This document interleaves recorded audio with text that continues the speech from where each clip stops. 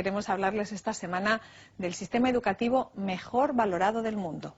Un equipo de los reporteros ha estado en Finlandia interesándose por las particularidades de ese modelo en el que apenas existe el fracaso escolar ni la enseñanza privada. Los alumnos finlandeses tienen un nivel académico envidiable y eso que empiezan a leer y escribir a los 7 años. Y los profesores son muy respetados allí y considerados. Para hacer esa carrera necesitan notas tan altas como la que piden aquí, por ejemplo, para estudiar medicina. ¿Podríamos en España aplicar ese sistema educativo? Vamos a verlo. Joalín y María Elena tienen 7 años. Estudian en la escuela pública de Capula, en Helsinki.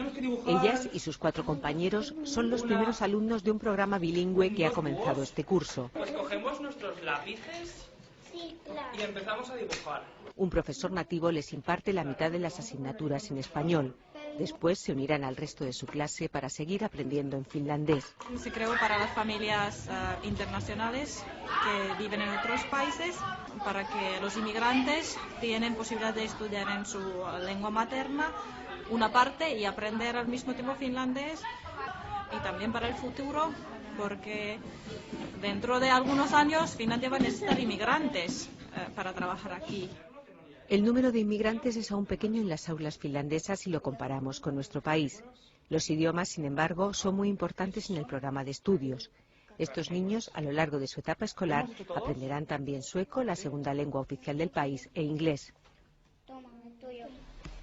Después de cada clase siempre hay un rato de recreo.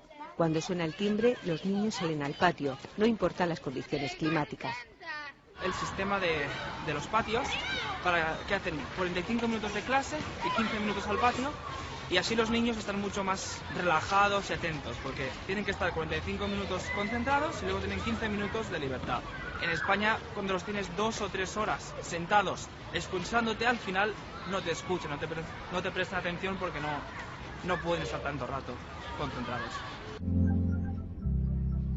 Son algunas de las peculiaridades de un sistema educativo que ha convertido a Finlandia en referente internacional por el nivel académico de sus estudiantes. Solo existen 27 colegios privados en todo el país, una cifra que no llega a representar ni el 1% del total de centros escolares. Y todos, públicos y privados, son gratuitos. Así evitan la marginación y las diferencias sociales. La escuela es uno de los pilares del estado del bienestar finlandés.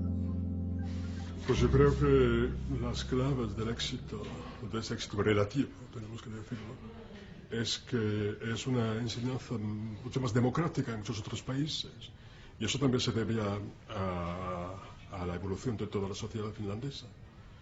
Y es decir, que cuando digo enseñanza democrática quiero decir que un niño, independientemente de su clase social, independientemente de su lugar de residencia, tiene acceso a una enseñanza correcta. Finlandia es además un país con una gran tradición lectora.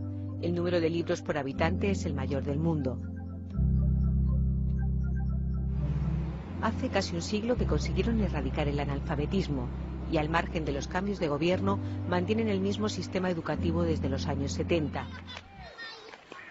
A más de 4.000 kilómetros de distancia, no solo el clima y las costumbres son distintos. En educación hay otro dato que marca la diferencia. En España, casi 30 de cada 100 alumnos no termina la educación obligatoria, mientras que en Finlandia el fracaso escolar no llega al 1%. Reducir a la mitad la tasa de abandono en las aulas es uno de los objetivos de la Unión Europea y este año 2010, que acabamos de estrenar, la fecha que fijó para conseguirlo. El sistema educativo finlandés puede ser un modelo para sus vecinos comunitarios. La razón principal es que los profesores son muy buenos y la profesión del maestro está bien considerada. Para estudiar magisterio hay miles de candidatos, solo los mejores son elegidos. La carrera universitaria dura 5 años y los profesores están muy especializados.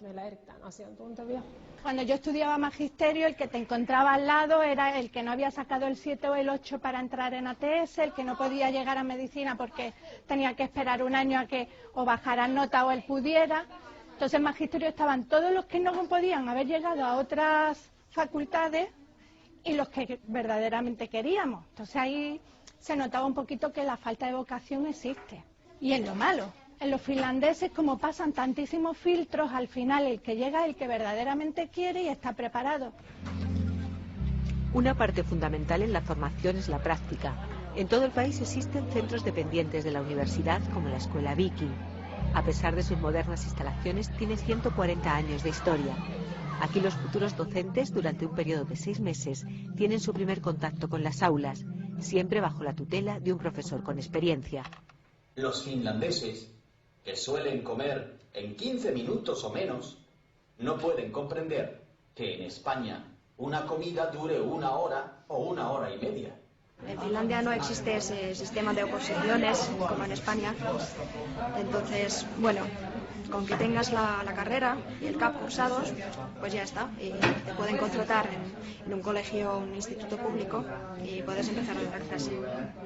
El otoño en Finlandia no es muy agradable y sin embargo la naturaleza es muy bonita. Preparamos las clases nosotros y luego tenemos una profesora que nos guía, que es la profesora de español de este instituto, y pues siempre tenemos que enseñar los planes de clase a ella de antemano para que lo revise y luego damos la clase nosotros. Ahora se pone la teoría en práctica y pueden trabajar con alumnos. Es una situación más o menos normal que van a enfrentar en la escuela, en su trabajo después. Y aquí, como yo estoy aquí, puedo decir o tengo que decir lo que no está muy bien y lo que pueden mejorar quizás en su enseñanza. Una enseñanza que intenta evitar que ningún alumno se quede atrás. En los colegios finlandeses apenas hay repetidores. Lo que funciona muy bien son las clases de apoyo. Cuando tienes un alumno que se te queda detrás, viene un profesor y te ayuda en clase. Entonces ese niño recibe unas clases más adaptadas a él, no se queda detrás y tú puedes seguir siempre con el ritmo de la clase. Además, en Finlandia hay muchas veces ayudantes. Tienes un ayudante en clase y no tienes tú que estar solo con 30 niños, sino que tienes otra persona y puedes dividir la clase en 2 grupos y entonces funciona mucho mejor. Este es un aula de educación especial de inglés. Es para los alumnos que tienen dificultades en un aula corriente. Se enseña la misma materia que en una clase normal, pero en un grupo más pequeño. También a veces se adelanta la materia de la semana próxima como preparación. Son muchas las veces que los alumnos tienen problemas con el idioma finés, su lengua materna, dislexia, por ejemplo. Cuando hay dislexia, muchas veces también hay problemas para aprender el inglés. En nuestro país el planteamiento es similar, pero no siempre funciona en la práctica. La profesora de apoyo, la que ayuda, no puede estar en distintos sitios a la vez, o ayudando a la que está ahora de baja, o a la que ahora se ha puesto enferma y tiene que ir a recoger a su hijo. Ella tiene su función y ahí tiene que haber otro personal que haga esta suplencia, no sé. Y en los colegios españoles yo estoy harta de escuchar, no, es que como falta ya una semana, su hijo no ha recibido apoyo, pero vamos a ver, mi hijo necesita apoyo, no es que sea simplemente un juego, es que lo necesita. No sé, esas cosas no creo que en un colegio finlandés no pasa. En esta clase los niños están rellenando una encuesta y en esa encuesta tienen que responder cómo es el ambiente en su aula y es como una herramienta del profesor para que él pueda detectar si hay problemas de acoso, si hay problemas sociales. Y tienen preguntas como ¿hay alguien que manda siempre? ¿Con quién juegas? Y cómo te sientes. El profesor les explica cómo tienen que responder la encuesta y les aconseja que lo hagan pensando de verdad lo que sienten y no en lo que creen que a él le gustaría leer. En todos los colegios, los profesores cuentan con el apoyo de psicólogos y trabajadores sociales. En la práctica, lo que hago, por ejemplo, es buscar soluciones a situaciones de acoso o dificultades en la familia de un alumno. También decido si hay dificultades psíquicas, por ejemplo, angustia o depresión. Y si es necesario, enviar a ese alumno a un centro específico. La escuela se ocupa del bienestar tanto psíquico como físico de sus alumnos. Desde aquí los derivan incluso al dentista, una atención que en este país es gratuita. Los servicios sanitarios que tenemos aquí son sobre todo servicio de prevención. Tenemos una reunión con cada alumno una vez al año. Hacemos todo tipo de exámenes, de análisis, de conocimiento médico, pero sobre todo charlamos de todo tipo de cosas, de la comida, del deporte. En Finlandia todos los niños comen en el colegio. La comida es gratuita, igual que el transporte, los libros y el material escolar. A las 10:30 de la mañana comienza el turno de comedor para los más pequeños.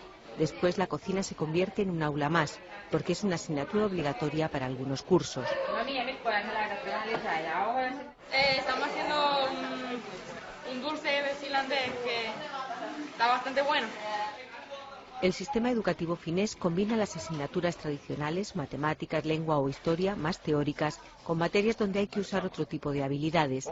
En este taller de carpintería, desde los primeros cursos, comienzan a hacer sus pinitos con el bricolaje. Finlandia cuenta con una de las mayores rentas per cápita de Europa y es un país poco poblado. Tiene 5.300.000 habitantes, 3 millones menos que Andalucía. De cada 100 euros de su Producto Interior Bruto, destina 6 a educación, uno más que la media de sus vecinos comunitarios. Cumple así otro de los objetivos marcados por la Unión Europea, aumentar la inversión en formación para conseguir una economía más competitiva, un reto que ha cobrado fuerza ante la actual crisis. Los países miembros de la Unión Europea hemos apostado por una Europa cuyo futuro depende mucho de la educación, de la investigación científica y de la innovación. Porque estamos construyendo una sociedad de información y también una economía de información. Hace 2 décadas que los finlandeses dieron ese paso. Un ejemplo es Nokia. Apostar por la innovación les ayudó a superar la crisis de los 90 y seguir desarrollando los servicios públicos, sanitarios y de seguridad social que junto a la educación son la base de su estado del bienestar. La meta es ofrecer a todos los ciudadanos las mismas posibilidades para que puedan desarrollarse. Ofrecemos esta misma seguridad básica en otros campos de la vida social. También ofrecemos los fundamentos necesarios para el desarrollo personal del ciudadano.